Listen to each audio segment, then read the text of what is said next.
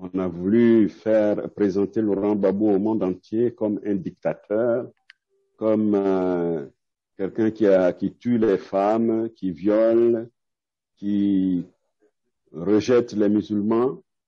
Eh bien, la décision, après 8 ans de procès, qui a montré que Laurent Gbagbo n'était en rien coupable de tous ces griefs qui étaient évoqués contre lui, nous a beaucoup réjouis parce que c'est l'homme tel qu'on le connaît qui a été réhabilité.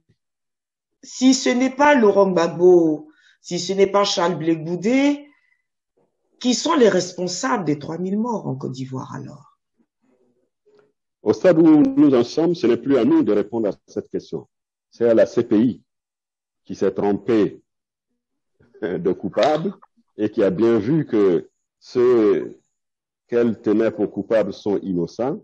C'est à la CPI de mener les enquêtes et de trouver les vrais coupables parce qu'il y a des vrais crimes qui ont été commis, il y a des vraies exactions qui ont été commises.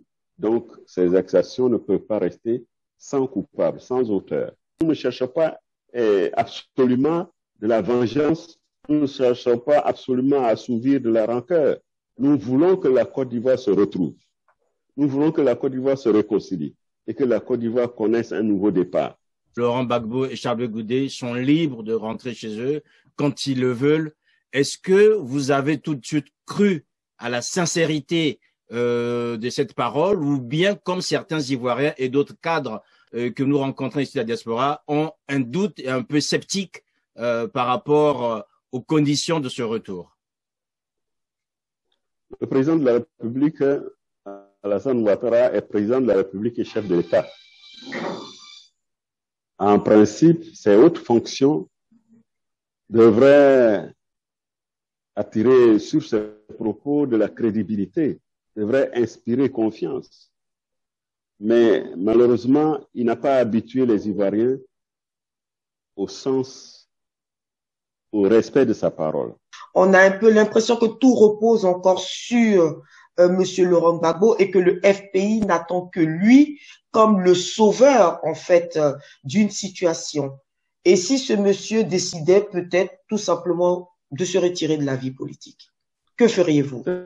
Je vous ferai simplement observer que lorsque Mandiba, le grand Nelson Mandela, est sorti de prison après 27 ans de détention, il était âgé, il n'était pas en bonne santé, mais il a tenu à être aux commandes lui-même pour régler les premières difficultés et laisser un pays qui est en situation d'aller de l'avant.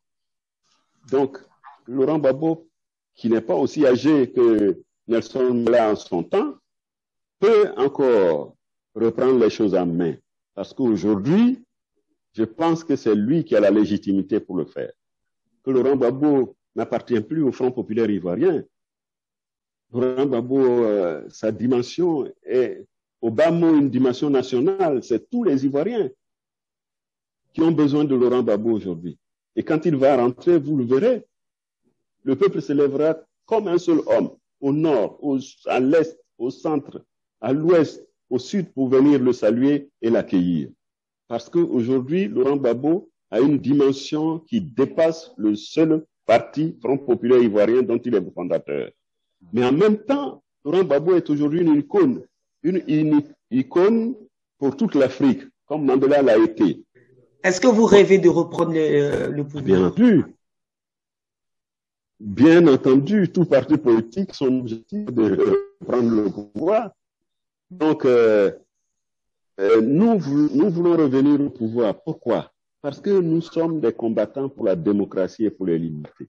Nous voyons que le régime qui est en place aujourd'hui, le pouvoir qui est en place aujourd'hui, ne fait rien pour consolider la démocratie, ne fait rien pour ouvrir la porte aux libertés. Nous voulons revenir au pouvoir pour libérer la parole, pour consolider la démocratie et pour remettre la Côte d'Ivoire au travail. Il paraît que quand M. Laurent Gbagbo rentre, il y a 20 ans de prison qui l'attendent en Côte d'Ivoire. Madame, sincèrement, je vous regarde droit dans les yeux.